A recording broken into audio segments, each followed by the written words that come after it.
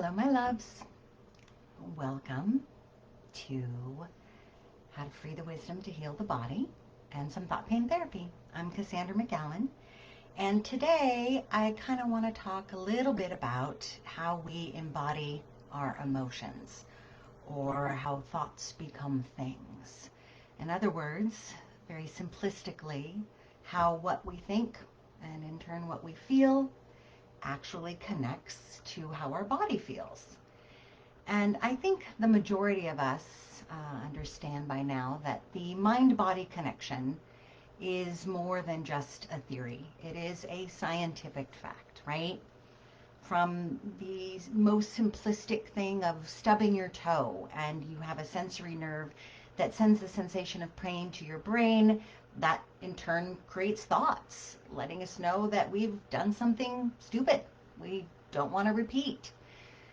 So, as another example, let's say for some physiological reason, perhaps hormones, perhaps just something misfiring in our body, you might be experiencing an increased heart rate. Well, your brain will tell you that something could be wrong, and it begins to send out all of these thoughts of what that could be, and that in turn can cause anxiety. You might even be familiar with the studies that have proven if you hold a pen or pencil in your mouth horizontally, like that, while you are thinking or working on something, you are more likely to experience a sensation of happiness or peacefulness. So give it a try. Take a minute. Find a pen, pencil, put it in your mouth like this, and just think of something. And see if you notice the turn of your thoughts now versus holding this pen or pencil in your mouth, pointing outwards with pursed lips, like this.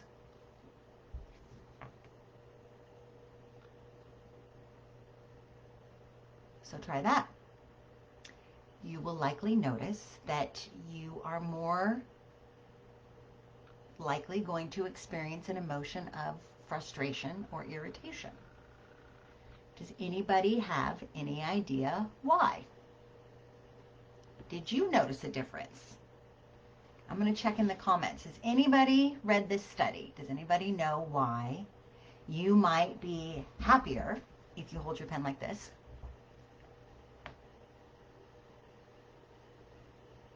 And more frustrated or irritated if you hold your pen like this?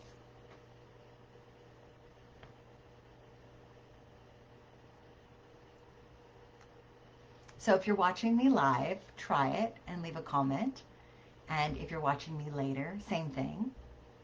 But if no one knows, then I will explain it to you. So the difference is based on a study of how our mouth is shaped, how that sends a signal to our brain about what is actually happening. So when you hold a pen horizontally, this puts your mouth in the position of a smile. And this means that your brain immediately begins to process thoughts on a more positive spectrum because it thinks that you're smiling, right? So your body in an act is sending messages to your brain that things are good. Versus putting it like this, in a position of a frown, tells your brain that you are possibly irritated or annoyed with something. So just those simple physical acts send notices to your brain, which in turn affects how you're feeling. Again, body-mind connection. So here's another really simple, kind of cute one. It relates to your posture. So do me a favor, and right now while you're watching, roll your shoulders forward with me, hunch your back, and dip your head. Close your eyes, and just notice how you're feeling. Okay? Now conversely, draw your shoulders away from your ears, drop them down your back while putting your chest out and raising your chin. Close your eyes. you likely noticed that with your shoulders down and head dipped slightly, you felt a little bit more sad, or maybe just a little let down. With shoulders back, chin up, you feel better, more confident. Your posture is subconsciously sending signals to your brain, telling you how you should be feeling, what's going on. It's reading how your body is and applying a mental and emotional state to it. Did you notice the difference?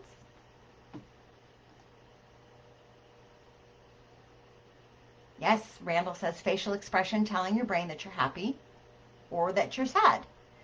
And you can use this if you're studying, right? If you're having difficulty with something, put a pen in your mouth like this. Not the other way.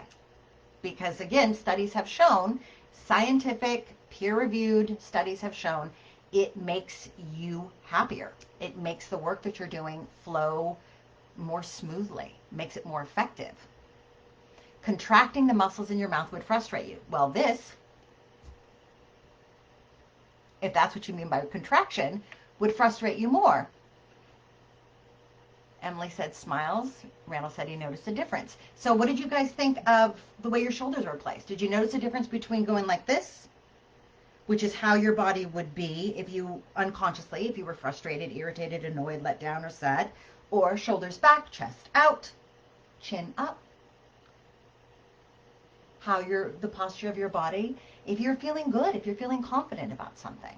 So it's important to know that your physical state affects your thoughts, because your thoughts also affect your physical state, right? The converse is true. You can affect your body through the repetitive thoughts and emotions that you are having. So I have put together some links that have been found between organs and emotions and their correlations to dis-ease. These are based on the confluence of traditional Chinese medicine and holistic medicine.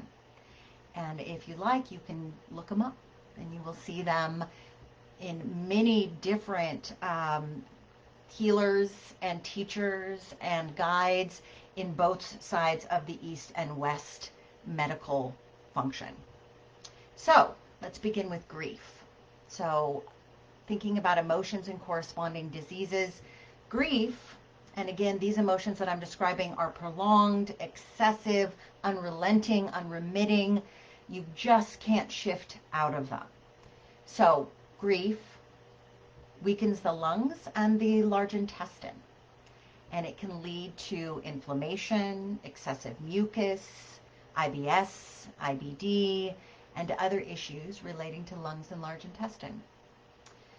Worry weakens the stomach and the spleen and can also lead to inflammation, as well as bloating, gastrointestinal issues, and the physical issues relating to stomach and spleen. Fear weakens the bladder and kidneys, and this can lead to stones and infections. Anxiety and stress weakens the heart and the small intestine, and this can lead or correlate with high blood pressure, heart issues, etc. Anger weakens the liver and the gallbladder. And anger is a big one because it generally is linked in most studies to cancer.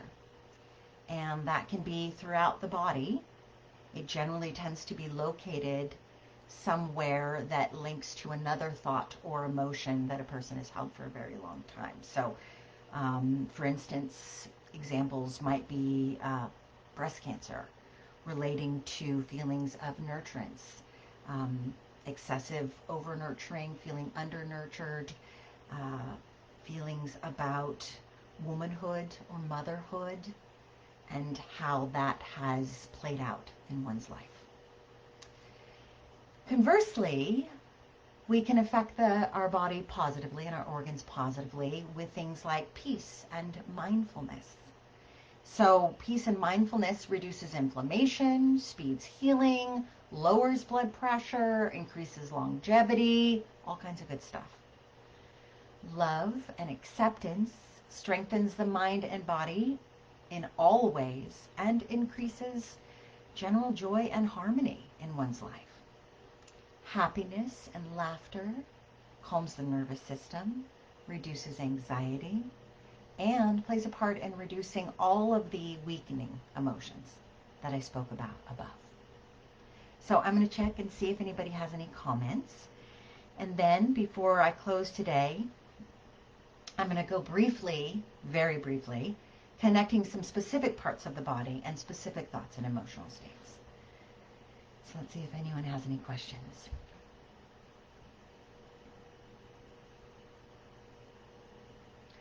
Noticing a difference with the shoulders. Yeah.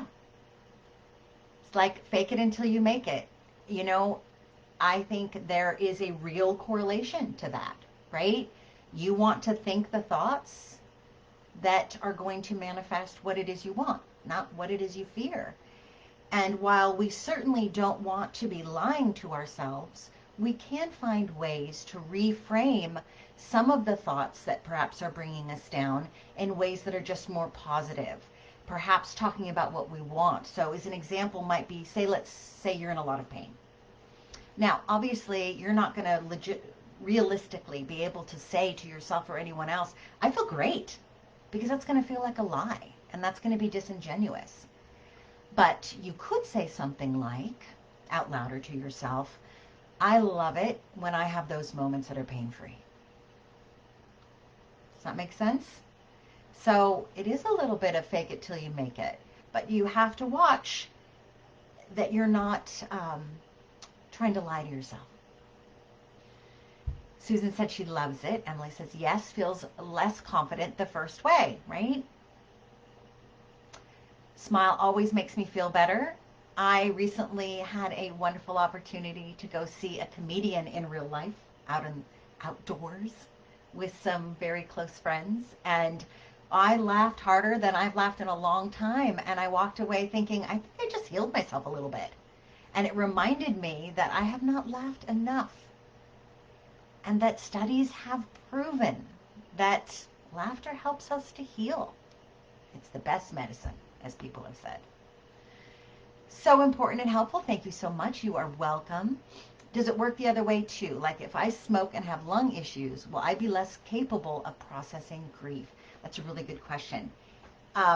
It doesn't work that way per se. If you are smoking and you have lung issues, you will be more likely to have difficulty switching out of those emotions. So when we think of grief, just as an example, people think a lot about, just sobbing and in a deep sense of loss, but it can also be sadness over change. It can also be regret over something no longer being what it used to be. I have said before to my students that if there was a song for the element of metal, which corresponds to grief and lungs and large intestine, it would be Glory Days. It would be that person talking about how great things were before whatever happened in their life to make them now less great. Maybe it's the loss of somebody. Maybe it's a change in financial circumstances. It could be a lot of different things. So basically, it's going to make you more susceptible to being stuck in those emotional states because the energy of the lung and large intestine is not strong enough to help push you through some of the challenges of loss that we experience on a semi-daily basis that a healthy system gets through easier, if that makes sense. Susan said, great question. Emily always has the best. Okay, so let's go through very quickly. It's going to take more than a minute, but feel free to sign off. So, bottom up, feet. Feet are about grounding, feeling secure or unsecure in your place on the earth, feeling easily pushed over on unsteady footing, feeling unconnected to your tribe, your people, your family, your community. Moving up, legs, movement, direction, flow, the ability to keep going through adversity or fear, that momentum that keeps us moving. Hips, shifting directions, changing your purpose. They also, because it's connected to second chakra or chakra, sexuality, creativity, also allowingness, ability to let in.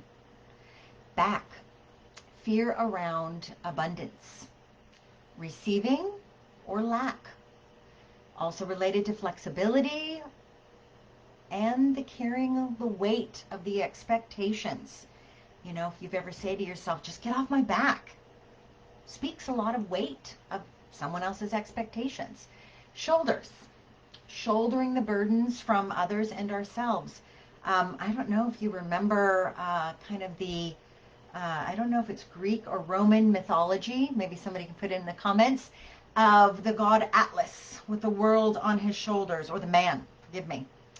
And all the shoulds we feel that compel us to meet obligations that are set by external expectations that are not our own. So these are all our shoulds. These are shouldering our burdens. We say, stop shoulding on yourself, right? Arms, expressions of heart's truth. So holding, hugging, also pushing away or slapping.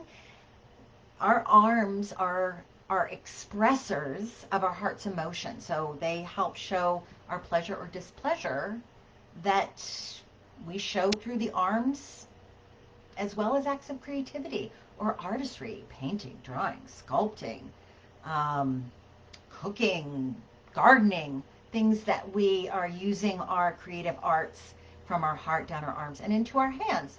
And hands are that continuation of arms, also including things we can't seem to hold on to or get a grasp on.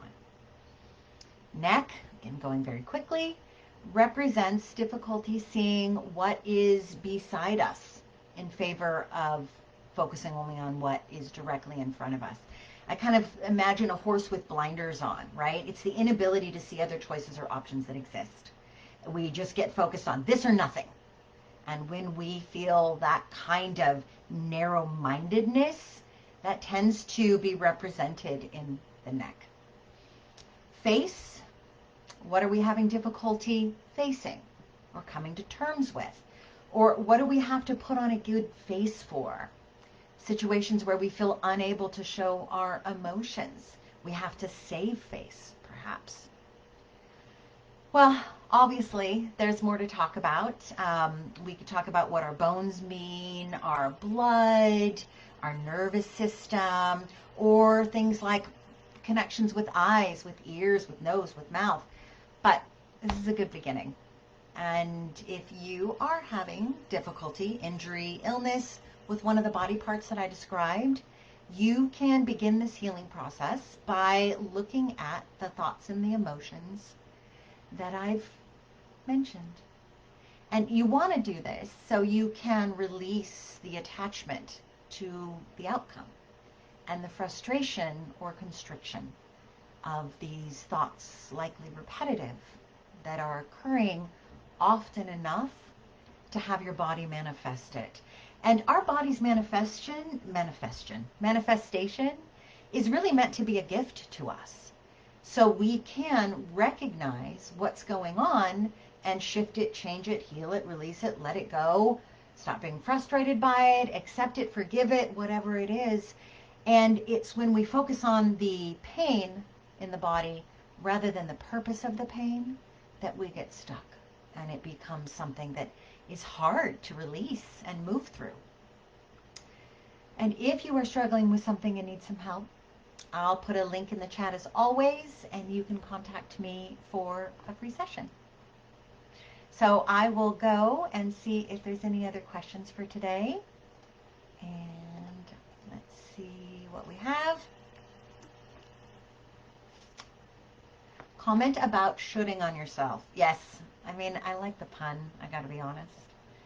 But when my shoulders are bothering me, which I'm an American, and I have stress.